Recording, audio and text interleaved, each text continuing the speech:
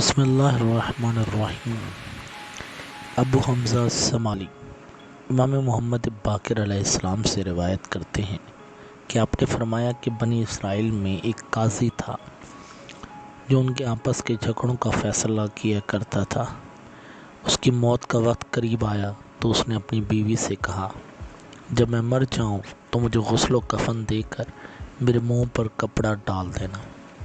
عورت نے اس کی وصیت پر عمل کیا، مگر جذبہ تجسس سے مجبور ہو کر اس نے لاش کے منہ سے کپڑا ہٹایا تو دیکھا کہ اس کے شوہر کے ناک پر ایک کیڑا بیٹھا اس کے ناک کو کھا رہا ہے۔ عورت یہ منظر دیکھ کر خوفزدہ ہو گئی۔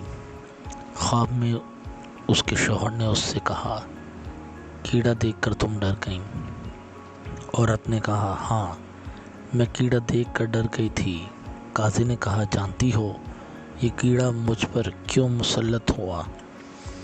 عورت نے جواب دیا، نہیں۔ قاضی نے کہا، یہ تیرے بھائی کی محبت کی وجہ سے ہوا ہے۔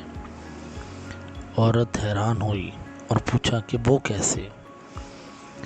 اس پر قاضی نے کہا کہ میں قاضی ہوں اور ایک مرتبہ تیرے بھائی اور ایک شخص میں کسی بات پر جھگڑا ہوا۔ فیصلہ میں نے کیا تھا۔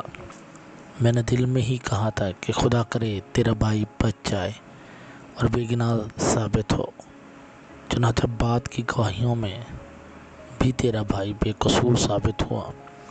مجھے یہ سزا صرف اس لیے ملی کہ میں نے فریقین میں سے ایک کے لیے اپنے دل میں نرم جگہ رکھی، جبکہ قاضی کی حیثیت سے دونوں فریقین میری نظر میں برابر ہونے چاہیے تھے۔